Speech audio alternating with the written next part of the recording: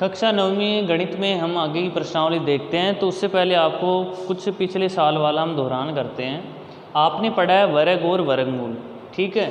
जिसे 7 का वर्ग कहें तो हम 7 की घात 2 लगाते हैं तो उत्तर आता है 49, ठीक है। इसी का ठीक विपरीत होता है वर्गमूल। अगर आपको 49 का वर्गमूल कहे तो वो आता है 7, यानी ये दोनों क्रियाएं एक दूसरे के विपरीत हैं। 7 का वर्ग 49 और 49 का वर्गमूल 7। अब इस 49 का वर्गमूल को लिखने का एक तरीका है कि हम इसे लिख सकते हैं √49, ठीक है। ये चीज़ वही है, बस इसका लिखने का तरीका बदल दिया। √49 बराबर होता है 7, ठीक है। उसी अंडर के चिन्ह का हम यहाँ अध्ययन करने वाले हैं इन 3 उदाहरणों में। अब आपको एक चीज़ ये ध्यान रखनी है कि जैसे कभी भी आ जाए √128, जब कभी भी आप इसे हल करें तो हम इस 128 के अभाज्य गुणनखंड करते हैं, फिर 2-2 अंकों के समूह बनाते हैं, और मान लो कोई अंक अंत में शेष रह जाए तो वो वर्गमूल के निशान में रह जाएगा, तो इसका उत्तर आएगा 8√2। ये कैसे आया? अगर देखो हम 128 को हल करें, हमें इस चिन्ह का मतलब पता है कि जो ये चिन्ह आया है ये होता है वर्गमूल, तो हम इसका वर्गमूल करवाते हैं।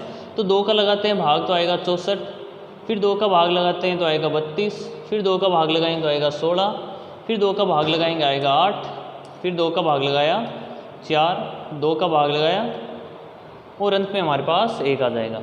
वर्गमूल करवाते वक्त हम ये ध्यान देते हैं कि जो संख्याएं आई हैं इस तरफ, उनमें 2-2 का हम एक समूह बनाते हैं, तो इन 2 का एक समूह हो जाएगा 2, यानी कि अब ये √164 128 की √128 बराबर इनका एक समूह बना लिया हमने 2, इन दोनों का एक समूह बना लिया 2, इन दोनों का एक समूह बना लिया 2, लेकिन ये केवल अकेला बचा है जो जिसका कोई भी समूह नहीं है, तो हम इसे वर्गमूल के निशान के अंदर रख देंगे। बाहर वालों को गुणा किया तो आया 8√2, ठीक है। तो इस प्रकार इस वर्गमूल के निशान को हम हल करते हैं। तो ये तो हो गई आपकी पुरानी बात। अब हम देखो इस प्रश्नावली में क्या हल करेंगे कि जैसे इस प्रश्नावली में आपको 3 उदाहरण दे रखे हैं, 13, 14 और 15। इन उदाहरणों को समझते हैं। पहला उदाहरण है कि 2√5 व 5√2 प्लस 5√3 व √2 - 3√3 को जोड़ें। हमें इन दोनों को जोड़ना है, तो हम जोड़ के रूप में लिख देते हैं कि 2√2 प्लस 5√3 प्लस √2 - 3√3, ठीक है। अब आपने समीकरणों को हल करना सीख रखा है कि हम समीकरणों में सीखते हैं कि जैसे 2x + y + 4x आ जाए तो हम केवल x वाले पदों को जोड़ते हैं कि 2x और 4x जुड़कर 6x हो जाएगा और ये y का y। इसी प्रकार हम यहाँ हल करेंगे। देखो √2 के साथ में यहाँ 2 है और हम एक और पद ढूंढते हैं जिसमें भी √2 है, और ये भी एक √2 वाला पद है।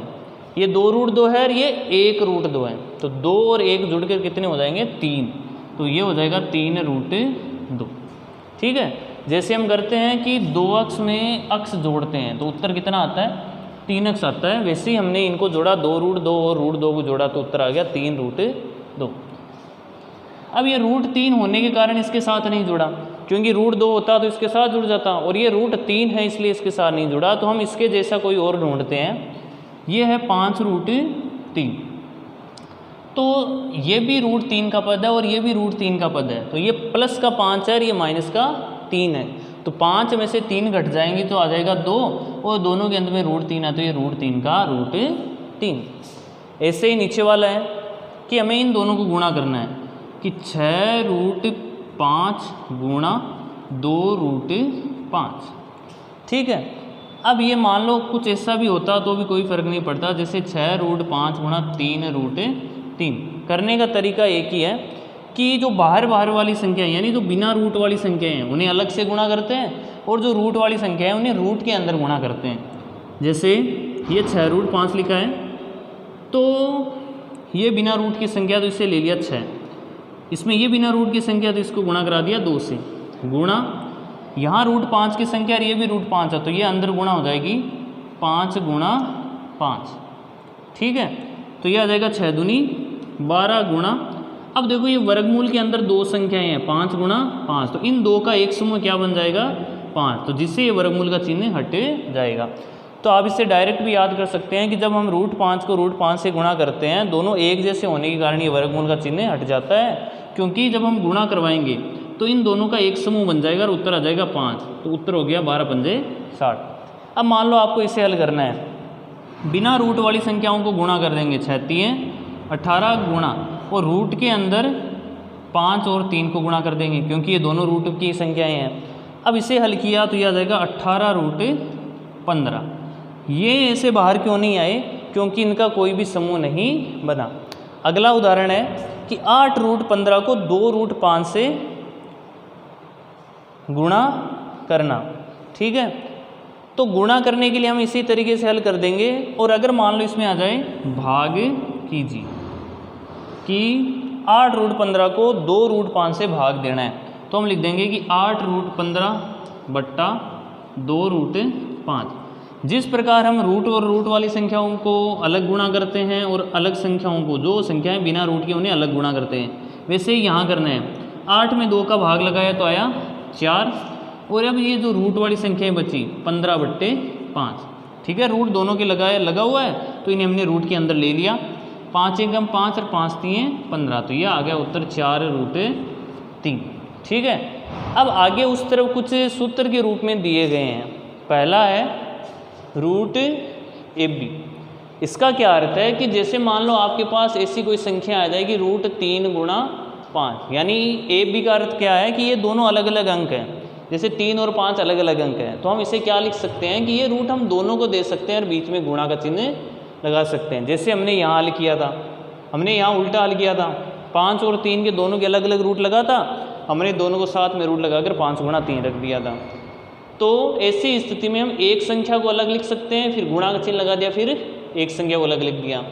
अगर मान लो ऐसा आ जाए कि √3 गुणा 5 गुणा 7, 3 संख्याएं रूट में गुणा में हो, तो हम इन्हें तीनों को अलग अलग लिख सकते हैं कि √3 गुणा √5 गुणा √7। लेकिन ध्यान केवल इतना रखना है कि ये रूट का चिन्ह नहीं हटाएंगे।